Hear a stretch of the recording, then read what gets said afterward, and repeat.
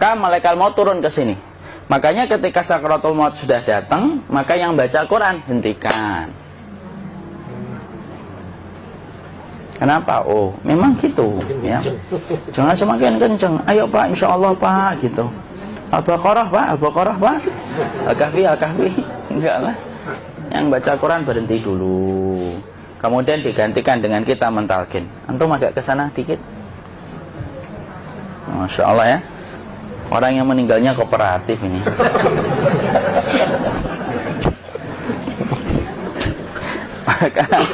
maka agak ke sini ya. Maka disunahkan kita untuk mentalkinnya. Nanti ketika mentalkin jangan terlalu sering, jangan terlalu membebani. Jangan terlalu sering itu la ilaha illallah, la ilaha illallah. Tidak gitulah. Berat nanti dia ngerasakan. Di situ Imam Qurtubi juga menyampaikan, jangan terlalu sering karena itu memberatkan dadanya. Jadi ketika mentalkin saya sampaikan, boleh diganti atau enggak Ustadz? Enggaklah, talkin itu ibadah. Ibadah itu tauqifiyah. Tauqifiyah itu tidak usah diganti. Karena Rasulullah mengatakan lakinu ala mautakum la ilaha illallah. Talqin orang yang meninggal di antara kalian dengan la ilaha illallah. Tidak usah diganti Allah Ustaz yang lebih singkat, lebih pendek. Tidak usah. Subhanallah Ustaz, tidak usah. Kenapa? Karena talqin sudah ditetapkan ucapannya oleh Nabi. Begitulah kita mencontohnya. Jadi tidak usah diganti.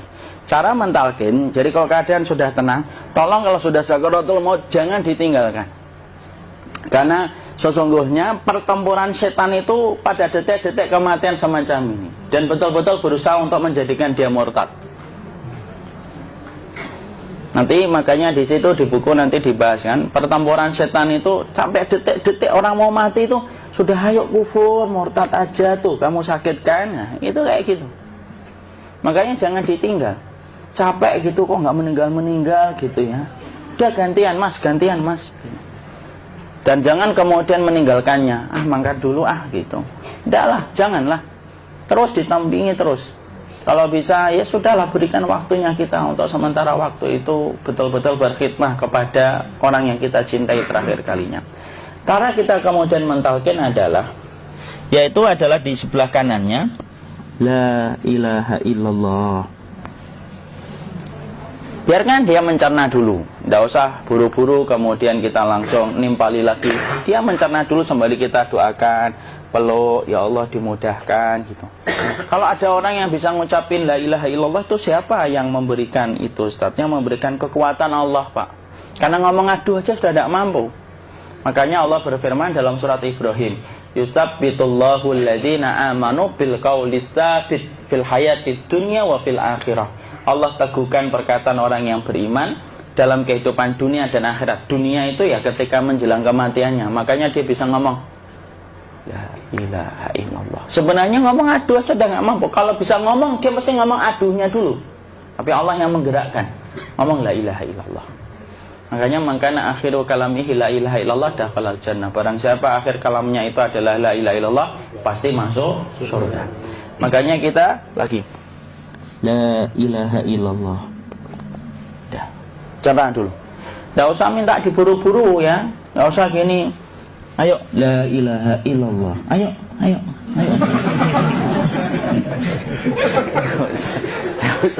Tidak usah gitu. Ya, biarkan dia pelan-pelan gitu. Ayo tapak, ya Allah capek saya Pak. Enggak usah gitu. Ya, ucapkan la ilaha illallah. Kemudian dia mencerna. Lalu kalau dia sudah mengatakan, untuk mengatakan la ilaha illallah. Ya, kalau sudah mengatakan la ilaha illallah, berarti sudah. Tidak usah ditalkin lagi, tidak usah. Belum meninggal juga Ustaz? Tidak apa-apa, biarin aja. Dia di situ aja. Kecuali dia ngomong lagi dan gak usah diajak ngomong alhamdulillah ya Pak, ya Allah gitu. Terus dia jawab alhamdulillah ya. Itu berarti ucapan terakhirnya alhamdulillah. Atau ketika habis ditalkin la ilaha illallah, dia ngelihat air. Nah itu berarti ucapan terakhirnya air. Talkin lagi, nggak usah marah. Aduh Pak minta air. Mau minta air nanti aja dikubur gitu loh. Jangan gitu. Biarin aja, jangan kemudian setelah la ilaha illallah La ilaha illallah. Terus, ayo tutup, awas yang ngomong lagi ya. Nggak usah gitu juga. Maka kemudian setelah la ilaha illallah sudah, nggak usah diajak ngomong gitu. Terus kemudian nggak usah ada anaknya perempuan, ya Allah Pak, sudah bisa ngomong la ilaha illallah, usah gitu. Cukup dalam hati alhamdulillah gitu. Diam kita dengerin gitu. Disitulah nanti biasanya detik dia terakhir.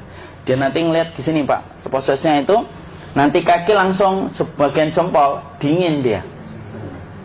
Kaki, telapak kakinya langsung kalau kita jeningkan dingin kayak kaki yang kena AC langsung. Kemudian dia langsung ningkup gini, dikit dia, mulai kaku dia. Atau kalau enggak, gini dia. Langsung kayak jatuh, kayak kepala nanti yang paling terakhir. Kepala itu pasti ada gerakannya Pak, ini meninggal itu. Pasti gitu. Pasti gitu. Karena apa? Sudah tidak ada beban ruh yang menahannya. Ya, cabut ya, set pelan, maka kemudian malaikat itu. Tapi tetap sakit lah, walaupun dikatakan ringan, tetap sakit. Maka kemudian sakit gitu, ngelewatin sini, jantung kemudian sudah tidak berfungsi, kemudian ginjal Pak, ngelewatin ginjal tidak berfungsi. Bapak bayangkan kan, kalau yang pernah sakit batu ginjal Pak, sepakat nggak kalau kita batu ginjal itu sakitnya luar biasa Pak? Itu baru titik batu kecil di ginjal. Kita bisa bayangkan tiba-tiba ginjal tidak berfungsi. Sakitnya kayak apa Pak? Tiba-tiba ginjal nggak berfungsi, pankreas naik, kemudian tek jantung.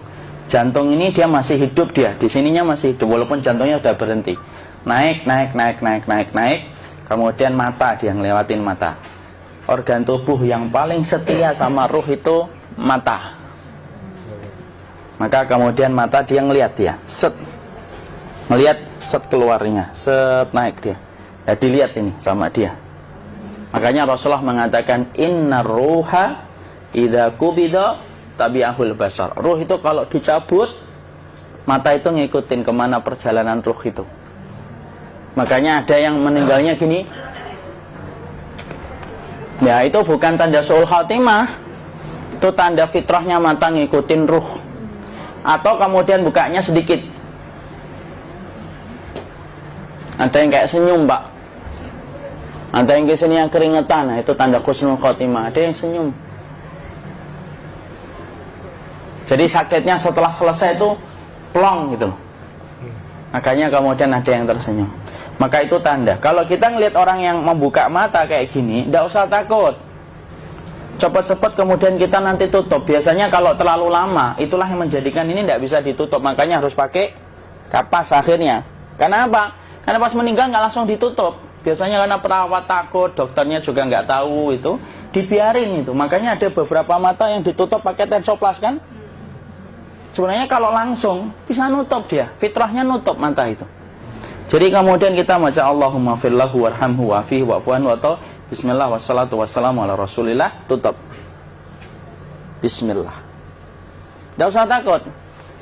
Kecuali buka lagi ya, ini baru kita kabur bareng. Kalau buka lagi Pak, Insya Allah Pak, ya Allah ya kita kabur bareng-bareng Pak. Diusap Pak, diusap ini. Enggak disenggol gini enggak. Begini kan, sudah meninggal dunia. Tangan boleh begini, boleh diluruskan, enggak ada ketentuannya. Boleh gini, boleh kemudian lurus. Enggak usah disalahin kalau ada yang lurus. Lu itu tangannya gimana sih? Posisikan kayak sholat. Nah, ada perintah kayak gitu. Jadi kemudian dikondisikan saja. Terus maka kemudian dipijit-pijit, akiknya dikeluarin. Kemudian jamnya dilepas, gigi palsunya dilepas kalau ada. Ya. Kemudian apa setelah itu? Coba buku.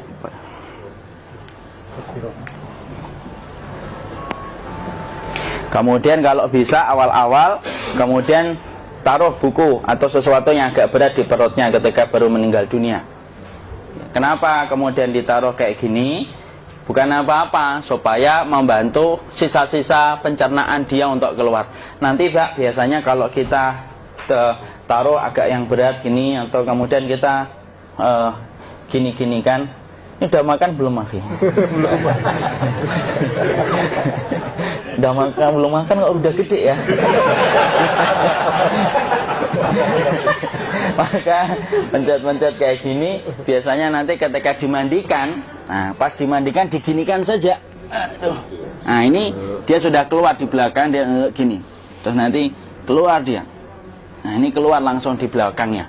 Dan memperlakukan orang kalau sudah meninggal dunia itu yang lembut gitu. Kenapa? Inna kasra admil mayyiti kakasri admil hayyi. Mematahkan tulangnya ketika orang sudah meninggal dunia itu lebih dia rasakan sakit ketika mati daripada ketika masih hidup. Tuh Islam itu sampai sama orang mukmin itu kalau sudah meninggal aja sampai selembut itu. Kok hidup kasar itu kebangetan dia jadi orang itu. Mau sampai orang mati itu kemudian disuruh yang lembut, kalau ada aib disuruh nutup, tidak boleh diceritain. Misalkan di belakangnya beliau ini ada tompel, gagah-gagah tompelnya gede gitu, tidak boleh cerita. Masya Allah loh, sampai segitunya sunnah itu ngajarin kita untuk nutup aib. Kalau ada orang belajar sunnah sukanya buka aib, nyari-nyari kesalahan orang, sunnah yang mana dia pelajari itu saya bingung. Makanya kemudian gini, setelah selesai maka kemudian tutup dengan kain. Maaf ya akhi ya. Nanti kalau nggak kuat napas ngomong ya. Maka ditutup kayak gini, ditempatkan kemudian jangan di tanah tapi di atas dipan. Karena apa? Syekh Abu Malik Kamal Said Salim dalam Sahih Fikih Sunnah menyampaikan supaya tidak cepat busuk. Dia taruh di atas. Kemudian ditutup pakai kain apa saja, ya, sembari nanti kita mempersiapkan tempat mandinya, tempat kafannya dan yang lain sebagainya. Maka kemudian kalau ada yang datang boleh dibuka. Kemudian kita mencium ininya apa? Kemudian keningnya. Kemudian kita berdoa, nutup lagi kayak Rasulullah ditutup. Kemudian yang datang terakhir itu salah satunya Abu Bakar. Dibuka kemudian beliau, ya Allah ya Rasulullah, engkau adalah orang yang percaya hidup dan matimu, dan tidak mungkin Allah itu mematikan engkau 2 kali ya Rasulullah. Maka kemudian ditutup kembali. Saat itu para sahabat dalam keadaan mendung semuanya. Maka disitulah kita lakukan kayak gini, ditutup gini Ustaz ya. Kasihan tidak bisa nafas, insya Allah tidak butuh nafas lagi. Jadi kemudian kita semacam ini kita persiapkan apa yang bisa kita lakukan. Nah itulah proses kematian dari sakit sakaratul maut sampai kematian.